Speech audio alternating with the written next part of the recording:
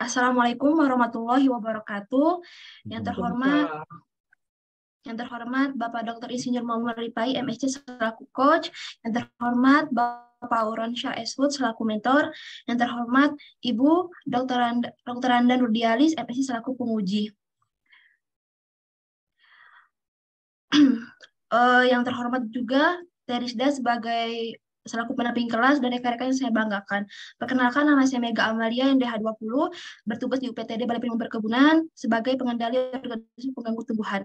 Pada kesempatan kali ini, saya akan memaparkan rancangan aktualisasi berjudul Pemanfaatan Dedak sebagai Media Jamur Agen Pengendali Hayati atau APH. Menurut Undang-Undang Nomor 5 Tahun 2014, ASN merupakan profesi bagi pegawai negeri sipil atau PNS dan pegawai pemerintah dengan perjanjian kerja atau PPK yang bekerja pada instansi pemerintahan. ASN sendiri mempunyai peran penting untuk mewujudkan smart governance, yaitu tentang manajer ASN dan smart ASN. Kedudukan ASN sendiri yaitu untuk melaksanakan tupoksi ASN sebagai pelayan publik, pelaksana kebijakan publik, perekat dan pemersatu bangsa. Untuk latar belakang rancangan kayak ini itu UPTD BPP telah mengembangkan pengendalian secara biologis yaitu dengan menggunakan jamur APH, yaitu dengan jenisnya yang pertama ada entomopatogen yaitu berjenis Bifida dan Metarhizium anisopliae, di mana dia itu dapat menekan pertumbuhan hama pada tumbuhan. Yang kedua ada jamur antagonis yaitu jamur Pseudomyces dan Trichoderma sp yang merupakan jamur untuk menekan perkembangan penyakit pada tanaman. BPP sendiri mempunyai dua media, yaitu pertama media metabolit sekunder, itu media cair dan media padat yang berasal dari jagung kukus. Untuk tupoksi dan visi misinya dapat dilihat pada slide. BPP juga telah menerapkan linear organisasi, yaitu dengan komitmen, keteladanan, profesionalisme, integritas, dan disiplin dengan menginduk pada Kementan. Untuk tupoksi jabatan peserta yang pertama yaitu berdasarkan Permentan nomor 46 tahun 2009, tupoksi POPT yaitu untuk menyiapkan, melaksanakan pengendalian, menganalisis dan mengevaluasi, membimbing, mengelola keanekaragaman hayati, mengembangkan metode pengamatan atau tindakan karantina dan mengamati daerah sebar serta membuat koleksi atau visualisasi dan informasi.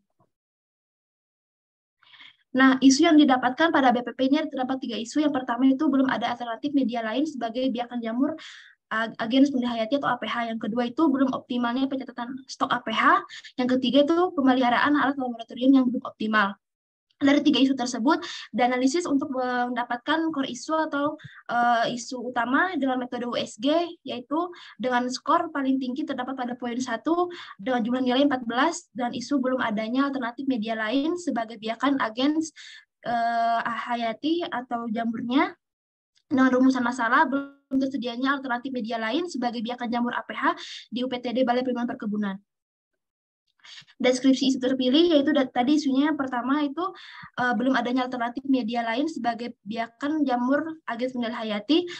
Dari sini dapat dilihat beberapa faktor penyebabnya, yaitu pertama dari harganya itu karena mahal, karena belum ekonomis, yaitu dengan harga jagung per kilonya 7.000 per kilo. Untuk dapat tempatnya sendiri itu penyimpanan terbatas, jadi dari penyimpanan terbatas itu menyebabkan terjadinya penyebaran hama gudang. Lalu pada proses pembuatannya sendiri, pada proses pembuatannya itu terdapat kesulitan pada proses pencuciannya, di mana pada gambar tersedia beberapa endapan dari jagung yang sudah dicuci, terdapat serbuk-serbuk jagung cacah dan kulit dari jagung sehingga dapat tercampur dengan biji jagung tersebut. Dampak yang akan terjadi yaitu mempengaruhi pelayanan PHT dan perbanyakan APH di petani. Di mana kalau misalkan kita menggunakan harga yang lebih ekonomis dan penggunaannya lebih mudah, petani akan mudah menerapkan PHT di mana mengelola tanaman tanpa menggunakan bahan kimiawi. Lalu keterkaitan dengan agenda 3 adalah melaksanakan tugas dan fungsi sebagai pelayan publik, fleksibilitas dengan kerja memberikan pelayanan profesional manajemen ASN. Di samping itu juga memiliki jiwa entrepreneurship yang memiliki inovatif dalam menangkap dan menciptakan peluang atau smart ASN. Sehingga dapat diambil beberapa gagasan kreatif untuk memecahkan beberapa masalah tersebut. Yang pertama yaitu mencari referensi dedak sebagai media alternatif APH dan cara pembuatannya. Yang kedua ada uji coba APH pada dedak sebagai media alternatif. Yang ketiga itu membuat video tutorialnya cara pembuatannya bagaimana. Yang keempat, mensosialisasikan sumber informasi yang baru terkait pembuatan media dedak kepada pegawai BPP dan akan diupload di YouTube. Nah, untuk kegiatan pertama tadi itu mencari referensi didak sebagai media alternatif APH dan cara pembuatannya. Outputnya berupa mendapatkan referensi cara pembuatan ledak sebagai media APH sendiri. Untuk kontribusi tujuan organisasi itu terdapat pada misi UPTD BPP, yaitu sebagai pelaksanaan tugas dalam meningkatkan SDM petugas mengenai pengendalian hama terpadu. Terus penguatan organisasi sendiri itu BPP sendiri telah membudayakan berakhlak dengan menerapkan moto UPTD, yaitu sebagai UPT terkendali, musuh alami lestari, ekosistem aman dan asri. Untuk kegiatan pertama ini memiliki dua tahapan kegiatan. Yang pertama itu mencari referensi dari berbagai sumber mengenai dedak sebagai media APH dan bagaimana sih cara pembuatannya. Untuk output sendiri itu dapat dilihat itu sehingga robotnya tersendiri mendapatkan referensi cara pembuatan dedak sebagai media APH. Untuk tahapan yang kedua sendiri yaitu kegiatannya melakukan konsultasi terkait alternatif media dedak kepada mentor dengan output saran dan masukan dari mentor mengenai alternatif media dedak dan cara pembuatannya. Untuk kegiatan pertama ini sudah menerapkan beberapa nilai berakhlak yaitu kompeten, adaptif, akuntabel, kolaboratif, harmonis, adaptif, berorientasi pelayanan. Untuk kegiatan kedua yaitu uji coba APH pada media dedak sebagai media alternatif, yaitu outputnya berupa menghasilkan jamur APH tumbuh pada media dedak. Kontribusi tujuan organisasi dan penguatan organisasi sama pada kegiatan pertama. Pada kegiatan kedua ini tahapan kegiatannya terdapat kegiatan. Yang pertama itu membuat dedak terlebih dahulu, outputnya berupa media dedaknya siap digunakan. Yang kedua itu tahapan kegiatannya tumbuhkan jamur APH pada media dedak tersebut. Outputnya media dedak itu dapat tumbuh pada jamur. Outputnya berupa jamur dapat tumbuh pada media dedak. Tenang, Mega. Nah, tahapan kegiatannya yang ketiga itu melihat hasil pertumbuhan jamur APH pada media dedak. Jadi setelah jamur itu ditumbuhkan, kita dapat melihat hasil tumbuhnya seperti apa dan bagaimana. Lalu outputnya berupa media dedak itu tumbuh pada si jamur itu tumbuh pada media dedak, tapi tanpa kontaminasi, benar-benar hanya jamur agen hayati yang tumbuh kayak gitu. Lalu yang tahapan keempat tuh kegiatannya itu berupa melakukan konsultasi kepada mentor terkait pertumbuhan jamur APH pada media dedak. Outputnya berarti berupa produk APH yang siap digunakan untuk para petani dan untuk pelayanan kepada petani. Untuk kegiatan kedua ini telah menerapkan nilai berakhlak, yaitu kompeten, akuntabel, loyal, adaptif, kolaboratif, harmonis, dan berorientasi pelayanan.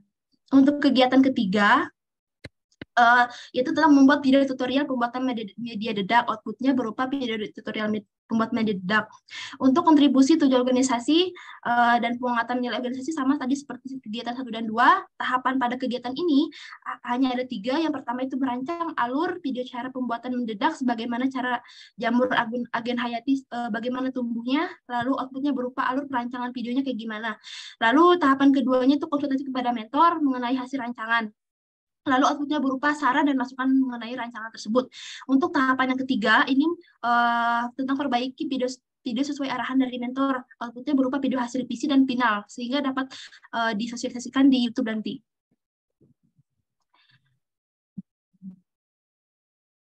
Untuk kegiatan ketiga ini mensosialisasikan sumber informasi tersebut yang terbaru, pembuatan media dedak kepada pegawai BPP dan akan diupload di YouTube. Nah, outputnya berupa informasi pembuatan media dedak yang dapat diperoleh oleh pegawai BPP dan petani. Kontribusi tujuan organisasi dan penguatan organisasi sama seperti pada kegiatan 1, 2, dan 3.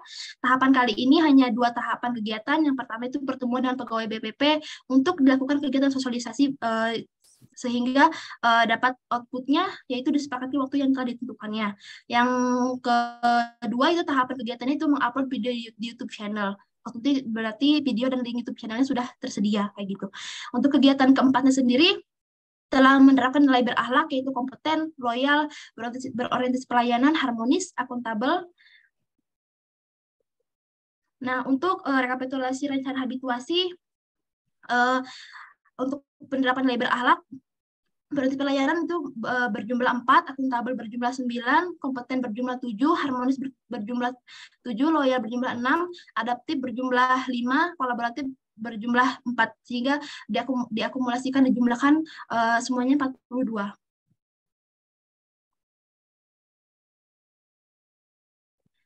Nah, ini untuk rencana jadwal aktualisasi itu dari tanggal 28 Juli sampai 2 September untuk kegiatan rencana jadwal aktualisasinya. Mungkin cukup sekian presentasi dari saya. Mohon maaf ada kekurangan atau kesalahan. Billahi taufiq wal hidayah. Wassalamualaikum warahmatullahi wabarakatuh. Waalaikumsalam. Mega, minum dulu Mega, kamu minum dulu. Saling pengen ngebut gitu ya. Oke, Roy. Gimana Roy? Ini PNS yang dari mana? Senang jadi PNS Jawa Barat katanya, Bu. Oh Iya, gitu. Bu. Dari mana Betul, ini Bu. namanya? Saya aslinya Sulawesi, Bu. Oh, hebat. Sengaja mendaftar ke Jawa Barat, pengen jadi warga Jawa Barat, jadi PNS di Jawa Barat. Silakan, Roy. Ya, baik. Izin saya screen ya, Pak Bu. Ya. Assalamualaikum warahmatullahi wabarakatuh. Yang terhormat Bapak Muhtarudin selaku mentor, yang terhormat Bapak Momon Rifai selaku coach, dan Ibu Nurdiani selaku penguji. Nama saya Roynaldi Daud. Saya adalah jabatan CPNS Ahli Pertama Pengawas Ketenagakerjaan di UPTD Pengawasan Ketenagakerjaan Wilayah 3 Cirebon. Berikut adalah pendahuluan dari rancangan aktualisasi saya, yaitu Undang-Undang Nomor 5 Tahun 2014 tentang fungsi dan tugas ASN, yaitu sebagai pelayan publik, pelaksana kebijakan publik, dan perekat pemersatu bangsa. Kemudian adalah Peraturan LAN RI Nomor 10 Tahun 2021 tentang pelatihan dasar CPNS untuk menciptakan PNS yang profesional dan berkarakter sesuai dengan implementasi nilai-nilai berakhlak. Kemudian Permenaker Nomor 4 Tahun 1987 tentang P2K3 dan tata cara penunjukan ahli K3 yang mewajibkan perusahaan untuk melaporkan kegiatan P2K3. Dan tujuan dari rancangan aktualisasi saya adalah terimplementasinya nilai berakhlak dan terwujudnya digitalisasi layanan pelaporan kegiatan P2K3. Berikut adalah visi misi dari organisasi saya. Visinya sesuai dengan visi Jawa Barat, sedangkan misinya adalah misi kedua dari Jawa Barat. Kemudian ada nilai-nilai organisasi yang kami terapkan, yaitu jujur, profesional, solid, kreatif, dan melayani. Berikut adalah tugas pokok dan fungsi organisasi, yang pada intinya adalah melaksanakan tugas teknis operasional di bidang pelayanan pengawasan ketenagakerjaan. Sedangkan saya memiliki tugas pokok dan fungsi pengawasan ketenagakerjaan, yaitu pembinaan, pemeriksaan, pengujian, penyidikan, dan pengembangan sistem, yang tentunya batasan-batasan ini diatur dalam Permenpan RB Nomor 30 Tahun 2020. Selanjutnya, berdasarkan pengamatan saya, setelah bekerja di UPTD Pengawasan Ketenagakerjaan Wilayah 3 Cirebon, berikut adalah 3 isu yang akan saya angkat, yaitu yang pertama, belum optimalnya layanan pelaporan kegiatan P2K3 pada perusahaan. Isu yang kedua, yaitu belum optimalnya pengorganisiran data terkait perusahaan yang telah dilakukan pemeriksaan oleh pengawas. Dan yang ketiga, belum optimalnya layanan pada pembuatan surat keterangan layak K3 pada objek K3. Kemudian saya melakukan tapisan isu dengan metode USG untuk menentukan isu mana yang menjadi prioritas. Berdasarkan hasil metode tapisan isu USG, maka ditentukan isu pertama yang menjadi prioritas. Dengan rumusan isu bahwa tidak optimalnya layanan pelaporan kegiatan P2K3 serta UPTD Pengawasan Ketenagakerjaan Wilayah 3 mengalami kesulitan dalam rekapitulasi layanan pelaporan kegiatan. Berikut adalah deskripsi isunya. Berdasarkan fakta, pada ketentuan Permenaker Nomor 4 1987 menyatakan bahwa setiap P2K3 wajib melakukan pelaporan kegiatan triwulan. Sedangkan menurut amanat Undang-Undang Nomor 23 Tahun 2014 tentang pemerintah daerah, bahwa fungsi pengawasan ketenagakerjaan yang sebelumnya dipegang oleh kabupaten kota menjadi wewenang provinsi. Hal ini tentunya akan berdampak pada terhambatnya pelayanan pelaporan kegiatan P2K3 dikarenakan UPTD Pengawasan Ketenagakerjaan Wilayah 3 Cirebon memiliki area pengawasan, yaitu Kabupaten Cirebon, Kota Cirebon, Kabupaten Majalengka, Kabupaten Indramayu, dan Kabupaten Kuningan.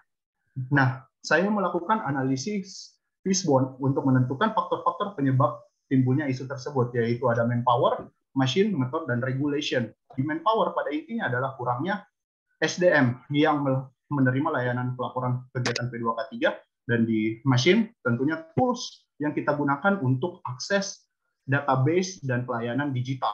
Sedangkan method yaitu pelaporan kegiatan P2K3 masih bersifat konvensional.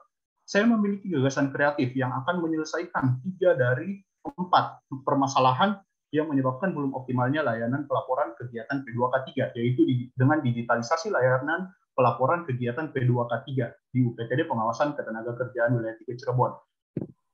Berikut adalah keterkaitan dengan mata pelatihan agenda 3. Kegiatan yang pertama, yaitu saya akan menyediakan database online untuk pelaporan kegiatan P2K3 dengan output kegiatan yaitu tersedianya database online berdasarkan pelaporan kegiatan P2K3 dengan menggunakan Google Spread. Dengan tahapan kegiatan yaitu diskusi bersama mentor terkait ide dan gagasan database online. Kemudian yang kedua, melakukan pengkajian terkait ketentuan dalam pelaporan kegiatan, mengumpulkan data berupa dokumen yang dibutuhkan, serta menyusun database online pelaporan kegiatan panitia P2K3 menggunakan Google Spread.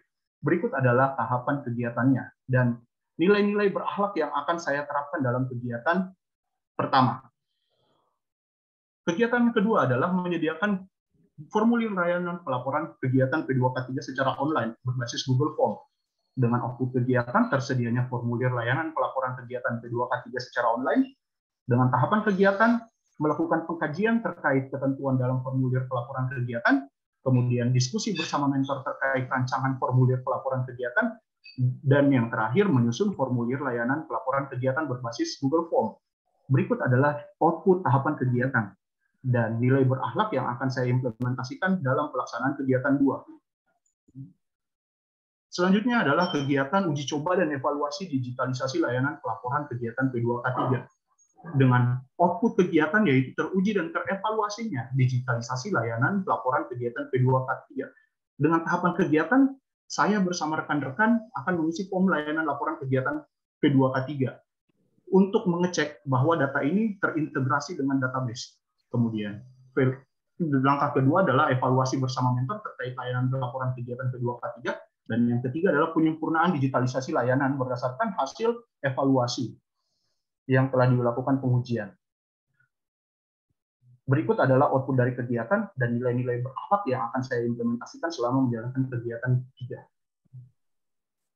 Kegiatan selanjutnya adalah menyediakan leaflet yang memuat link dan barcode. Hal ini tentunya untuk memudahkan akses dalam pengaksesan layanan formulirnya.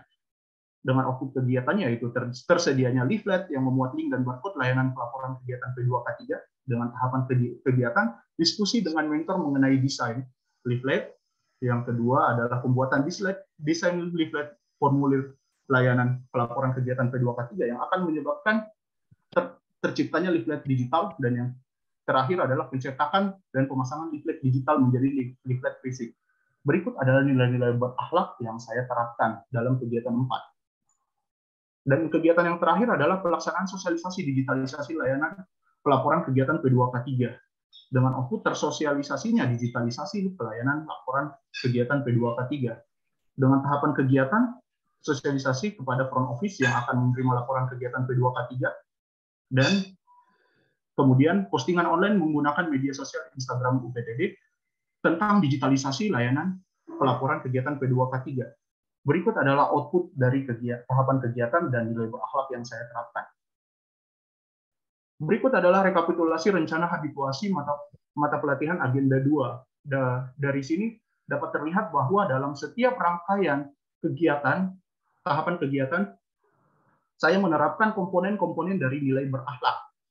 Dan berdasarkan secara keseluruhan, saya akan menerapkan seluruh komponen dari berakhlak dengan total jumlah aktualisasi 51.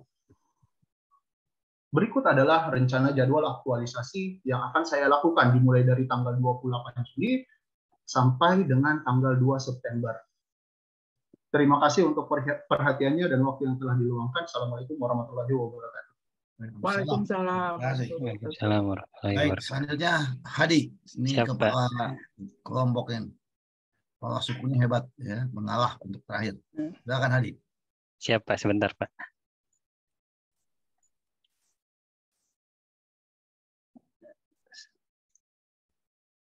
Sebentar, Pak. Izin share screen ya, Pak.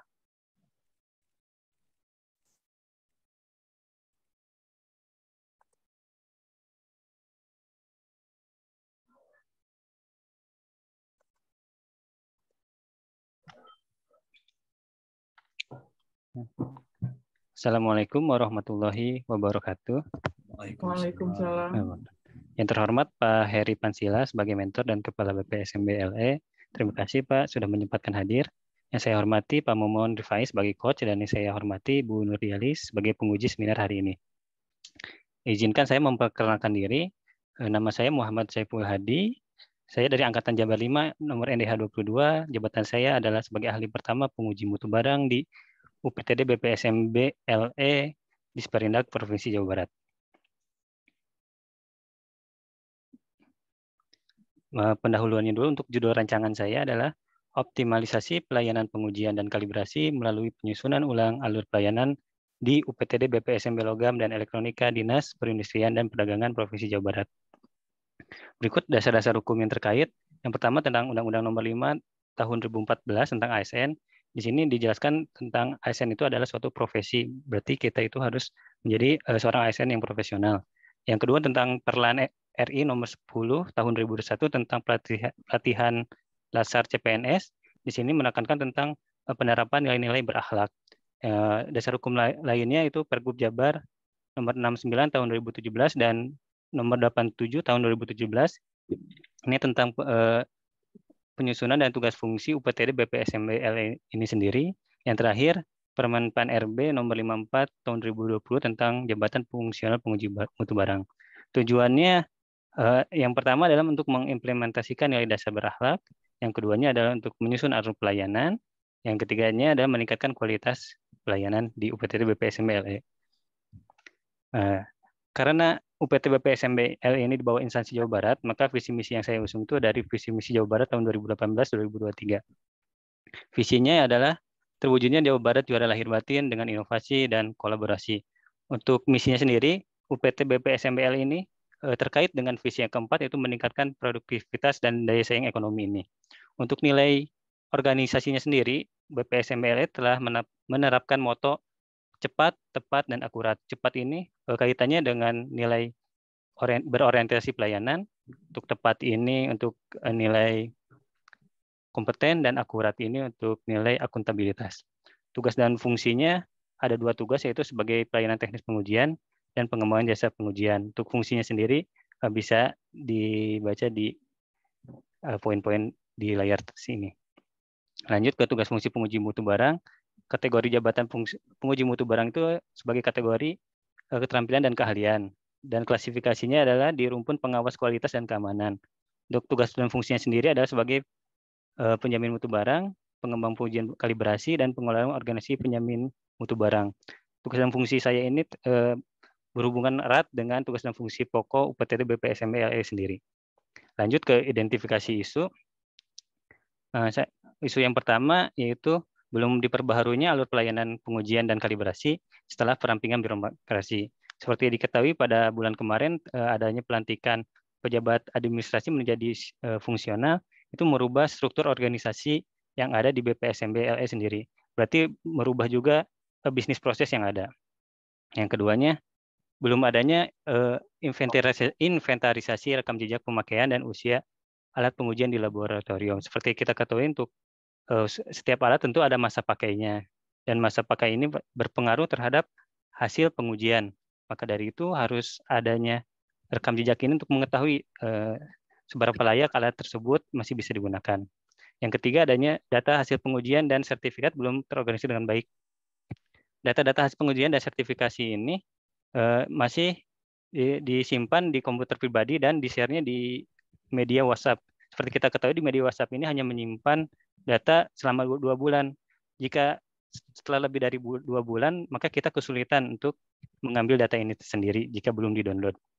Dari ketiga isu ini, saya melakukan tapisan isu dengan metode USG. Berikut adalah tabelnya. Dari tabel USG ini, kita bisa ketahui peringkat yang pertama itu adalah isu yang pertama, yaitu belum diperbaharuinya alur pelayanan pengujian dan kalibrasi setelah perampingan birokrasi.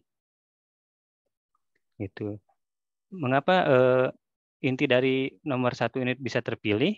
Karena isu yang pertama ini adalah isu awal untuk dalam kegiatan proses bisnis. Kalau isu yang kedua itu dan ketiga, dia sudah melakukan proses bisnis. Jadi isu awal ini sebelum kegiatan harus segera diselesaikan.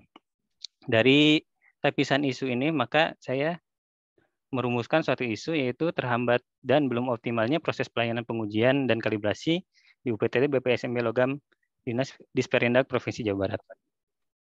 Lanjut ke deskripsi isu terpilih. Isunya tadi aja terhambatnya proses pelayanan pengujian dan kalibrasi. Langsung, nah ini kondisi idealnya. Yang pertama adalah sesuai standar ISO 17025-2017. Standar ini mengenai kompetensi laboratorium pengujian. Ada beberapa klausul yang saya concern di sini adalah klausul untuk persyaratan struktural. Di sini dijelaskan bahwa di persyaratan struktural itu si laboratorium pengujian atau lembaga yang melakukan pengujian harus jelas struktur organisasinya dan berkekuatan tetap di mata hukum. Yang kedua, tentang ISO 9001-2015 tentang jaminan mutu. Dan disebutkan di sini bahwa suatu organisasi harus mempunyai bisnis proses yang jelas. Begitu juga ditandai dengan adanya alur bisnis proses yang jelas juga. Maka dari isu ini saya melakukan analisa menggunakan teknik Wishbone. Yang pertama, terhambatnya proses pelayanan pengujian kalibrasi ini saya bagi menjadi 4 kelompok isu, 4 kelompok sebab. Yang pertama adalah manusianya, man, method, market, dan policy. Untuk man-nya sendiri ada dikarenakan adanya kurang adaptif dan inovatifnya pegawai sehingga menyebabkan resisten terhadap perubahan. Yang selanjutnya adalah kurangi kompetensi sehingga adanya perbedaan pemahaman pada setiap pegawai dan jumlah SDM yang kurang. Metodenya adalah kurangnya pengumpulan data, kurangi pengawasan, dan pelayanannya menjadi tidak standar. Yang marketnya ini adalah kurangi sosialisasi atau marketing. Yang pertama, efeknya masyarakat belum mengetahui adanya perubahan birokrasi. Yang kedua adalah jumlah pelanggan di BPSMB ini masih minim. Yang ketiganya, jenis layanan masih terbatas. Terbatasnya karena adanya alat yang belum lengkap. Dari policy ini, target PADB yang diterapkan untuk BPSMB ini masih tergolong minim. Yang keduanya adanya perubahan aturan kebijakan itu yaitu perampingan birokrasi, menjadikan alur pelayanan tidak valid. Kenapa tidak valid? Kita lihat di sini penyebabnya adalah alur pengujian tidak valid ini. Nah, dari gambar di sini kita lihat pada alur pelayanan ada dituliskan seksi jasa pengujian dan kalibrasi. Sedangkan untuk seksi ini sudah dihilangkan, menjadikan alur pelayanan ini menjadi tidak valid kembali. Dari isu-isu ini saya mengajukan ada 4 gagasan. Yang pertama, menyusun ulang alur pelayanan pengujian dan kalibrasi. Yang kedua, membuat diagram alur pelayanan secara kreatif. Yang ketiga, sosialisasi di lingkup internal sendiri. Yang keempatnya, sosialisasi di eksternal, yaitu kepada masyarakat melalui website dan media sosial. Keterkaitannya dengan agenda 3, yaitu untuk manajemen ASN sendiri, adalah tentang menyusun ulang alur pelayanan dan sosialisasi di lingkup internal. Ini untuk membagi-bagi pegawai tentang tanggung jawabnya sendiri dan untuk meningkatkan profesionalisme si pegawainya tersebut. Untuk yang terkait dengan Smart ASN, untuk Smart ASN adalah ide gagasan yang kedua dan keempat, yaitu membuat diagram alur pelayanan secara kreatif dan sosialisasi melalui website dan media sosial. Nah, untuk kegiatan-kegiatan sendiri saya mempunyai ada 4 kegiatan. Untuk kegiatan 1, menyusun ulang alur pelayanan pengujian dan kalibrasi. Inti output yang diharapkan dalam kegiatan ini adalah tersusunnya alur pelayanan pengujian dan kalibrasi yang terbaru. Untuk tujuan organisasi sendiri terkait dengan tujuan keterkaitan dengan visi misi Jawa Barat, yaitu berkontribusi pada misi keempat Jawa Barat tentang peningkatan laju ekonomi. Untuk penguatan nilai organisasi sendiri tentang tadi moto yang sudah diterapkan yaitu cepat, tepat, dan akurat. Tahapannya berupa menyampaikan ide gagasan, yang keduanya mengumpulkan data terkait, yang ketiganya menyusun draft dan alur pelayanan, yang keempatnya pengajuan draft alur pelayanan kepada mentor dan pimpinan. Outputnya sendiri bisa terlihat pada layar kaca ini, dan untuk nilai-nilai berakhlak yang bisa saya implementasikan bisa terlihat juga. Contohnya untuk misalkan menyampaikan ide gagasan ini, saya bisa menerapkan nilai harmonis dengan cara apa? Saya akan menyampaikan ide dan gagasan dengan bahasa baik dan benar, sehingga terciptanya kondusivitas dalam penyampaian ide dan gagasan. Lanjut ke kegiatan nomor 2, yaitu membuat diagram alur pelayanan secara kreatif. Untuk outputnya sendiri, saya yang diharapkan adalah diagram alur pelayanan yang menarik berupa banner. Itu sama untuk kontribusi dan penguatan nilai organisasinya seperti sebelumnya. Untuk tahapannya ada 4 tahapan. Yang pertama sama menyampaikan ide dan gagasan. Yang kedua membuat desain diagram alur layanan dalam bentuk poster. Yang ketiganya pengajuan rancangan desain diagram. Dan keempatnya mencetak diagram alur dalam bentuk banner. output utamanya seperti yang tadi, ada diagram alur pelayanan yang menarik berupa banner, dan nilai-nilai berakhlaknya seperti yang bisa dilihat oleh Ibu Bapak sendiri. Untuk kegiatan 3, mengadakan rapat dan sosialisasi teknis di lingkup internal perihal alur pelayanan pengajuan dan kalibrasi. Output yang diharapkan dari ini adalah pegawai BPSMB ini bisa mengetahui tentang alur pelayanan dan pengujian dan kalibrasi yang terbaru, yaitu bisnis proses sendiri di organisasinya sendiri. Kontribusi dan penguatan nilai organisasinya sama, tahapannya ada 4 tahapan: mengajukan ide, langsung melaksanakan kegiatan sosialisasi. Yang ketiganya, pengisian dan pengolahan data kuesioner. Kuesioner ini bertujuan untuk mengetahui feedback dari pegawainya sendiri apakah sudah memahami atau belum tentang alur pelayanan yang baru ini. Yang keempatnya terakhir ada melaporkan hasil sosialisasi kepada menteri dan pimpinan. Kegiatan keempatnya adalah sosialisasi kepada masyarakat tentang alur pelayanan pengujian dan kalibrasi terbaru.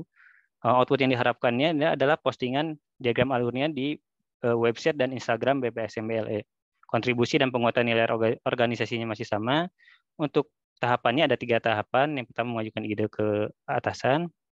Yang keduanya, berkoordinasi dan memberikan poster diagram alur kepada pengelola website dan akun Instagram BPSMB.LE. Yang terakhirnya, melaporkan hasil sosialisasi. Nilai berakhlaknya di sini bisa terlihat di layar kaca ini. Nah, tentang rekapitulasi rencana habituasi, total saya akan mengaktualisasikan 57 nilai. Dan semua nilai bisa mencakup semua dari 7 nilai core value ini sendiri. Untuk rencana dan jadwal, seperti bisa dilihat, saya membreakdown jadwal kegiatan ini menjadi per hari dan per tahapan kegiatan. Terima kasih. Sekian dari presentasi dari saya. Wassalamualaikum warahmatullahi wabarakatuh. Waalaikumsalam. Waalaikumsalam warahmatullahi. Baik, terima kasih Hadi atas presentasinya. Ini sudah kita dengarkan ya. Ya, ada Roy, ya, ada Mega yang tergopoh-gopoh tadi presentasinya ya. Tenang aja sebetulnya. Mangga Kang Guron. Mega buat dedak nih untuk buat jamur. Bismillahirrahmanirrahim. Assalamualaikum warahmatullahi wabarakatuh. Waalaikumsalam.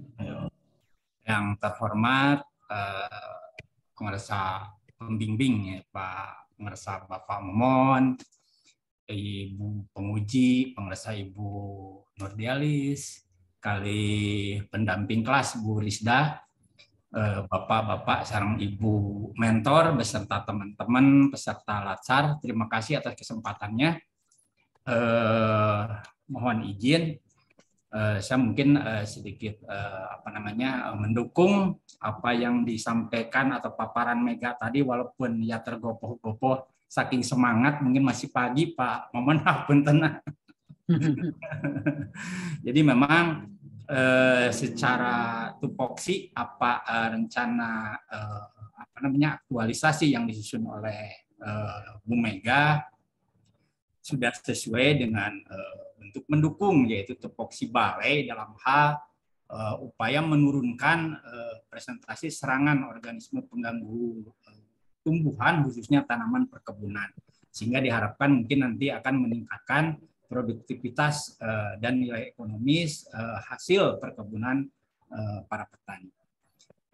Kemudian juga kebaruannya yaitu mendukung memperkaya APH yang selama ini balai buat, yaitu di kami selama ini media yang digunakan adalah jagung, selain jagung juga ada beras. Memang tujuannya APH ini selain untuk mengendalikan hama penyakit tanaman perkebunan, juga untuk mengurangi ketergantungan petani terhadap pestisida, sehingga diharapkan nantinya penggunaan pestisida menurun sehingga mencapai ambang toleransi. Atau diharapkan ke depannya mungkin teman-teman petani kita bisa bertani secara organik gitu. Jadi memang kalau dilihat dari nilainya, kita upayakan APH ini sedemikian rupa sehingga mudah dikerjakan dan bahannya semudah mungkin didapati di sekitar petani. Dan juga pada ujungnya mungkin secara pengaruh terhadap lingkungan tidak terlalu merugikan. Jadi sehingga mungkin kalau memang alternatif dedak ini mungkin secara ekonomis nilainya lebih murah, artinya lebih mudah didapat oleh petani. Mudah-mudahan ini nanti mungkin persentase tumbuhnya juga mungkin efektivitas dalam aplikasinya untuk menurunkan organisme pengganggu tumbuhan ini bisa diaplikasikan oleh Bu Mega khususnya, dan nanti ketika berhasil mungkin itu akan diaplikasikan kepada petani binaan kami. Sehingga mungkin rencana aktualisasi ini secara dari kantor khususnya dari Balai Pelindungan akan kami dukung terus, dan untuk uji coba ataupun selama masa aplikasi akan kita sediakan mungkin tempat khusus, karena memang kalau dari 4 jenis jamur yang kita kembangkan itu, yaitu untuk mengendalikan hama ataupun penyakit, yaitu kita pisah, sehingga mungkin apa yang di rencana aktualisasi Mega ini akan kita buatkan tempat tersendiri, sehingga dalam pengujiannya tidak mengganggu ataupun tidak mengkontaminasi dengan jenis jamur lainnya.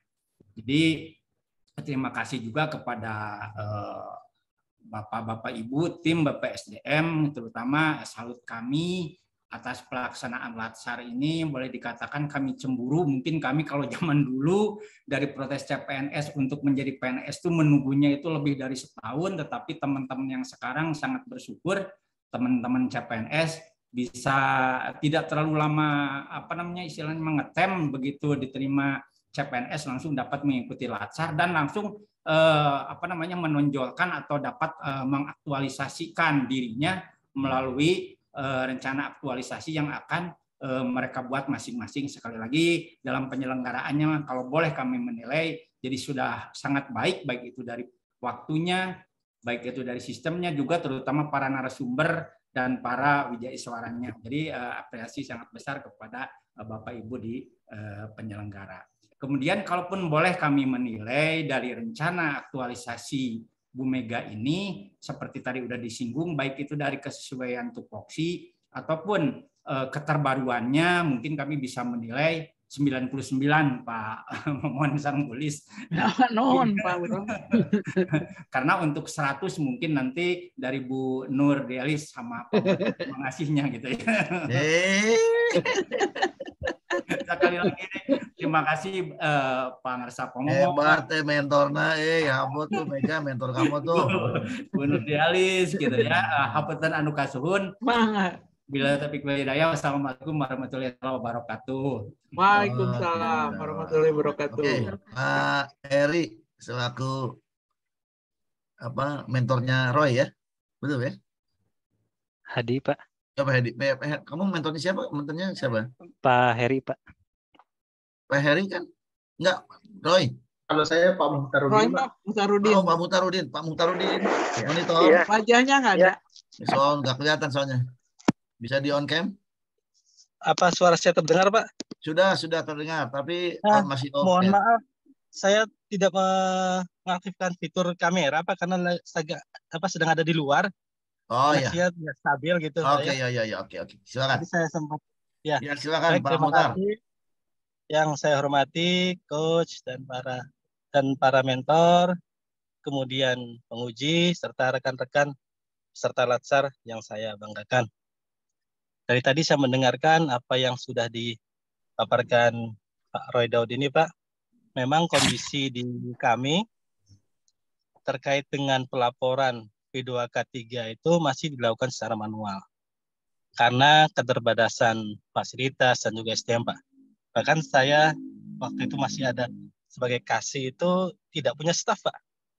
Gitu. Jadi memang sangat terbatas sekali SDM-nya, sementara wilayah kerja kami yang cukup luas. Ya. Saya sangat appreciate apa yang dilakukan oleh Pak Roy ini terkait idenya dengan melakukan digitalisasi layanan pelaporan tribulanan P2K3 di UPTD Wasnaker Wilayah 3 Cirebon ini, Pak. Ini manfaatnya saya pikir besar sekali, tidak hanya bagi UPTD karena nanti bisa punya database terkait pelaporan, juga bagi perusahaan, Pak, karena tidak usah datang ke kantor, mengirimkan berkas, yang tentu itu akan menyita banyak atau sedikit waktu dari teman-teman di perusahaan. Harapan saya apa yang menjadi idenya Pak Roy ini nanti tidak hanya semata-mata untuk kepentingan diklat saja, Bapak Ibu. Harapan saya bahwa ini bisa diteruskan, diaplikasikan sepanjang UPTD ini ada gitu. Sehingga manfaat sekali apa yang dilakukan Pak Roy ini terhadap kemajuan UPTD. Saya kira demikian, Coach dan Ibu penguji.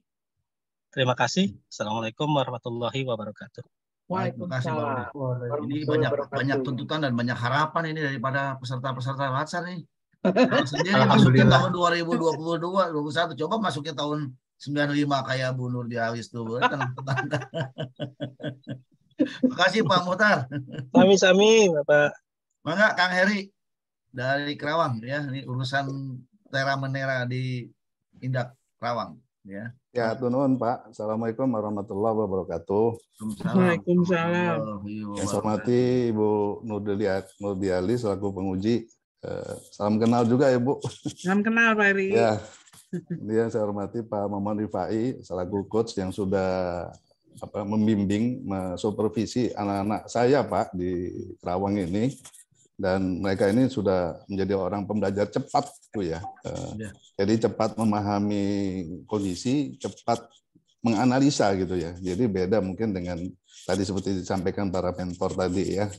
Dan juga yang saya banggakan peserta latsar ini. Nah, ini luar biasa Pak. Sebenarnya tadi yang disampaikan oleh Mas Hadi tadi itu sudah menjadi sebuah kebutuhan kami Pak. Gitu. Mengingat kemarin tidak hanya pasca ada penyetaraan, tapi juga perlu ada penyesuaian dengan Perda nomor 6 tahun 2018 ya. Mungkin Ibu Nurdialis paham Ibu ya tentang retribusi daerah retribusi gitu ya. Daerah ya. Ya, dan kami juga belum 100% menerapkan sesuai dengan Perda tadi. Kemudian juga ada proses di laboratorium yang kadang sering kita lewati gitu ya. Setelah data hasil lab itu belum ada analisa data gitu ya. Siapa yang menganalisa, terus siapa yang nanti yang bertanggung jawab ya. Kalau selama ini mungkin adanya eselon 4 itu mereka sebagai verifikator gitu ya. Nah, setelah eselon 4 tidak ada, ini kita juga bingung siapa yang akan melakukan verifikasi data gitu ya. Harusnya kan sesuai dengan kompetensi, sesuai dengan legalitas, apakah mereka sudah pernah punya sertifikat sebagai penguji mutu barang. Nah, ini barangkali ini PR besar nih buat Mas Hadi ini. Mudah-mudahan Coach Pak Momon Rifai bisa mendampingi, bisa membantu kami Pak. Jadi menyelesaikan masalah yang ada. Mudah-mudahan nanti penguji Ibu Nurdialis bisa membantu kami juga gitu Bu, untuk meningkatkan kompetensi lembaga kami ini ya, yang masih jalan di tempat sebenarnya ya. Di satu sisi PMB kami juga masih baru-baru ya. Saya sendiri juga baru masuk 4 bulan yang lalu gitu Bu. Jadi saya pun juga masih belajar dalam memetakan masalah yang ada. Saya dukung sepenuhnya Pak Momon Rifai ini. Mudah-mudahan ini bisa sukses semuanya gitu. Assalamualaikum warahmatullahi wabarakatuh. Waalaikumsalam warahmatullahi wabarakatuh. Kemarin yang angkatan ini ikut pengarahan Pak Sekda nggak? Enggak ya? Ikut di itu Aula. Aula enggak, maksudnya ikut. Hadir ini semua kan Senin. Kemarin itu yang saat ada pembekalan. Ya. Saat pembekalan waktu itu sama Pak Momon coaching. Oh, nggak ikut ya kalian ya? Oh. Pembekalan. Lagi kucing. Oh, saya nggak tahu. Soalnya ditanyain saya kemarin. Kenapa? Aduh, ampun ya, masalah dong. Harusnya diikuti ya kemarin ya, Pak Heri ya kemarin. Ikut aja, dengerin aja di YouTube-nya ya. Ada YouTube. Ada ya di YouTube-nya ya. Itu banyak pesan-pesan dan harap-harapan dari pimpinan-pimpinan kita untuk PNS-PNS Jawa Barat itu. Perlu di insight untuk bisa memberikan semangat buat teman-teman. Oke, baik, terima kasih Pak Heri dan teman-teman sudah presentasi. Dan terakhir ini yang saya banggakan dan selalu saya hormati Ibu Nurdialis ya. Beliau adalah pakarnya keuangan.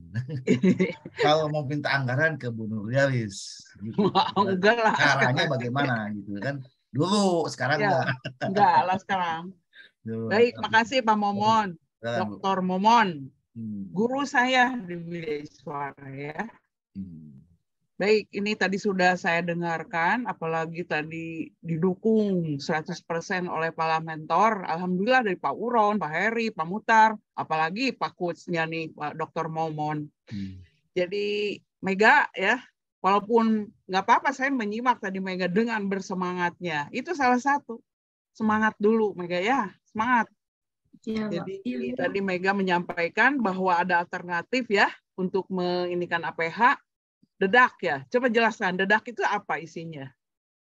Jadi dedak itu Bu dari yang habis limbah dari pengelolaan sekam padi kan, kalau misalkan kita padi itu padinya, kalau misalkan bulir padi itu digiling bakal berpisah antara beras sama dedaknya tadi, Ya, ada dedaknya juga ya. sekamnya. Nah dedak itu yang halus ya Bu, yang lebih halus. Ya, Kalau ya. sekam itu yang agak kasar. Nah, dedak itu tuh kan biasanya kalau di masyarakat atau di daerah-daerah terpencil, di Mega juga di sini ada, itu biasanya dibuang atau dijadikan limbah. Jadi tergeletak itu aja, Bu. Jadi Nah, lebih efisien ya dibandingkan jagung ya. Iya, Bu. Kalau misalkan dedak itu Dedak lebih itu bukannya dikasih untuk makanan ayam? Iya, Pak, bisa Salah juga satunya, untuk ya. Iya. Tapi bisa juga menjadi APH nantinya gitu ya. Iya, Bu, jadi media APH, jadi media tumbuh jamur APH-nya, Bu. Oh gitu ya. Selain Bisa jagung, untuk jadi itu. biar lebih ekonomis juga, Bu. Bisa dikejar oleh kamu dalam waktu 1 bulan dedak itu menjadi APH? Ini Bu, kira-kira 2 mingguan udah tumbuh Bu, udah tumbuh Udah tumbuh ya? Ya seplastik itu, udah tumbuh untuk media dedaknya. Ya, nanti kan bisa diuji itu seperti itu ya. Karena waktu kamu 1 bulan di dalam aktualisasi ini gitu. Iya Bu. Ya, jadi bisa dilakukan karena tadi dibantu juga katanya oleh Pak Mentor, akan disediakan tempatnya tuh ya, jadi didukung tuh. Tapi Mega, mintanya 100 pun nilainya katanya gitu Bu, katanya Pak mau Uron. 100 min 02. Ya, mudah-mudahan bisa jadi alternatif baru ya Pak Uron ya. Jadi salah satu ide ini bisa diterapkan oleh Mega sehingga nanti setelah Mega jadi PNS juga dilanjutkan dengan ide-ide yang lebih bagus lagi, lebih kreatif lagi. Pak Sekda kan menyampaikan itu harus ada terobosan-terobosan kalian ini karena kalian lulus dari CAT ya, tidak serta-merta lulus dengan begitu saja, tapi ada proses yang melalui CAT menjadi agen-agen perubahan Jawa Barat sehingga memberikan nilai tambah pada Pak Uron gitu ya nantinya ya Mega ya. Di sini kenapa ngambil itunya Nadiem? Nggak nyambung dengan menterinya. Kamu ngambil role modelnya Pak Nadiem? Ya. Iya Bu. Karena dilihat dari background itu Pak Nadiem banyak menerapkan nilai berakhlak Bu. Jadi bukan berarti Mega Perkebunan tentang POPT role modelnya bisa sesuai dengan jurusannya, tapi bisa juga role modelnya yang lain kayak gitu Bu. Dilihat dari nilai akhlaknya kayak gitu Bu. Ya boleh siapapun lah, yang penting nilai-nilai dasar itu yang diajarkan di Agenda 2 bisa diterapkan ya. Nanti juga Mega akan menguji itu di dalam aktualisasi nilai berakhlak itu seperti apa. Karena saya lihat di sini kolaboratifnya masih 4 ya. Jadi ide kreatif ini bisa dimanfaatkan oleh berbagai stakeholder yang membutuhkannya. Itu ya. Iya, baik, sukses Bu. ya Mega, semoga lancar, didukung dengan Pak Mentornya tuh. Baik Bu, amin. Ya. Terima kasih Bu. Ya. Wilujeng Sumping Roy, ngerti nggak? Mulai belajar Bu. Ya harus mulai belajar Wilujeng Sumping ya di tanah Jawa Barat. Istrinya orang mana? Lagi nyari pacar orang Jawa Barat ternyata. Oh iya tuh cari itu ke Mega, ke mana, ke Jenny, ke yang lain. Nenggelis. Baik Roy, tadi sudah didukung juga oleh Pak Mentornya terkait dengan kamu akan di sini berapa persen laporan yang selama ini kamu cermati selama menjadi CPNS di balai ini? Pelaporan kegiatannya mampu. Pelaporan dari itu P2K3. Oh, pelaporan P2K3 kalau berdasarkan hasil pengamatan saya kan di UPTD wilayah 3 itu ada sekitar 43. Ya. P2K3 yang dimana itu masih harus melakukan beberapa kali revisi dan ada yang lokasinya dari Indramayu harus datang ke Cirebon dulu Bu. Ya, untuk gitu datang, ya. Iya, untuk nah, datang. Dengan ini kamu bisa lebih mudah lagi nanti ya. Ya, betul. Untuk itunya. Apa untuk formatnya aksesnya sudah baku itu dari kementerian atau dibuat sendiri ini laporan? Ya, untuk formatnya dan ketentuannya ada berdasarkan Permenaker. Menaker yang 87 itu? Iya, betul. 1987. 1987. Masih berlaku itu? masih berlaku. Itulah perlu ditinjau lagi Bu, apa komponen-komponen apa aja yang perlu ditambahkan, informasi apa aja. Karena tentunya nggak semua data perusahaan kita bisa minta karena tergantung kepentingannya, kebutuhannya kita sebagai pengawas. Karena di sini isinya kan antara hubungan perusahaan dengan pekerjanya ya. Iya, betul. Yang kadang-kadang banyak tidak harmonisnya ya, Roy ya. Iya, betul. Itu ya, sering konflik. Sering konflik ya di sana. Jadi nanti ide Roy ini bisa digunakan walaupun permennya masih yang lama ya. Bisa juga nanti juga bagaimana sih format digitalisasi berdasarkan SPBE misalnya ya ke depan seperti itu. Lebih mudah sehingga lebih tertangani dalam pengawasannya. Di Cirebon kan banyak perusahaannya ya, di Cirebon ya, daerah Cirebon ya. Betul Bu, berdasarkan data menurut laporan kepada kami ada 7.440 untuk wilayah pengawasan wilayah 3. Ya, itu yang jadi dengan ide Roy ini bisa lebih terjangkau lagi nanti kalau digital ya, seperti itu. Ya, betul. Ditunggu janjinya ya. Insya Allah. Iya, sukses ya. Ya, terima kasih Bu. Baik, yang terakhir Muhammad Saiful Hadi ya. Siap. Tadi didukung sekali tuh sama Pak Heri-nya tadi diharapin tuh. Apalagi sudah istilahnya sudah hilang pejabat pengawasnya Pak Heri-nya. Sekarang oleh JF ya, dipegang oleh JF. Iya betul Bu. Ya kita harus siap tuh sebagai generasi yang baru dengan ide-ide kreatifnya. Di sini juga belum optimal ya. Jadi selama ini bagaimana? Sudah ada dilakukan, tapi belum optimal. Ya sudah ada dilakukan Bu. Cuman sesuai tadi Pak Heri itu tentang adanya perubahan struktur kan jadi berubah juga bisnis proses. Tapi sekarang masih kadang dipegang juga masih sama mantan kasih yang lain. Terus tentang target PAD-nya juga Bu masih lumayan. Berani nggak itu menetapkan targetnya kok minim? Ya kita itu dari awal juga di waktu orientasi kemarin dari Pak Kadis juga diarahkan untuk ini Bu, jiwa entrepreneurship-nya diiningin Bu. Jadi untuk menggait pelanggannya lebih banyak lagi. Tetap harus ada pengukurannya, jangan sampai terlalu optimis nggak tercapai juga nantinya gitu. Ya, Bu. Jadi dievaluasi yang lalu sehingga bisa terlihat nilai-nilai dari potensi PAD-nya gitu ya, dengan tadi merubah alur, mudah-mudahan bisa meningkatkan ya Pak Heri target PAD-nya gitu ya. Jadi salah satu sederhananya alurnya diperbaiki dan lebih valid. Tadi saya lihat di Fishbone-nya belum valid ya. Apa contohnya belum valid itu? Karena itu Bu, di alur pelayanan itu ada validasi dari kepala seksi Bu. Sedangkan sekarang kan kepala seksinya jabatan kepala seksi sudah tidak ada Bu. Kan bisa dirubah kalau seperti itu. Langsung aja ke kepala balainya. Iya Bu gitu. Tapi mungkin nanti dibantu dengan pejabat fungsional mungkin Pak Herinya lebih sederhana lagi mungkin. Jadi kepala seksinya diganti dengan JF gitu lebih mudah. Ya itu mungkin nanti contoh kamu nanti alurnya dirubah dengan kondisi setelah penyederhanaan ya, setelah hilangnya pejabat pengawas gitu. Iya, siap Bu. Ya, seperti itu. Jadi bisa lebih optimal lagi karena di dalam pelayanan ini kan kalau terhambat akan sulit nanti. Boro-boro meningkatkan PAD, nanti layanan juga akan terganggu ya. Hadi berjanji. Ide Hadi akan meningkatkan pelayanan dan PAD juga. Untuk jangka panjangnya. Jangka panjangnya siap Bu. Ya, sehingga di sini juga saya lihat di nilai-nilai berakhlaknya loyal masih 3 ya, dan berorientasinya masih 4. Nanti bisa diorientasikan di dalam aktualisasi dengan dukungan para mentor. Mungkin itu seperti itu bagi saya. Sukses selalu untuk semua ya. Mangga, Pak Heri, mangga Pak. Wais, aplaus dulu buat penguji dan narasumber kita. Untuk semuanya sukses selalu. Bu Nurdialis, nanti kita ketemu lagi sebulan di BPSD. Ya, saya akan tagih janji-janjinya nih. Kang Uron, Pak Heri, Pak Muhtar, terima kasih atas kehadirannya dan partisipasinya dan dukungannya. Mohon titip nih para generasi-generasi penerus kita untuk menjadi yang benar-benar baik lah. Mudah-mudahan Jawa Barat juara dan amin. Amin. Banyak inovasi. Amin. Bu Nurdialis, terima kasih sekali atas segala macam komentar dan tanggapannya, dan mudah-mudahan ini menjadi pengingat buat kita semua menjadi yang lebih baik lagi. Ingat profesional. Ingat profesional artinya indikatornya berkualitas. Berkualitas.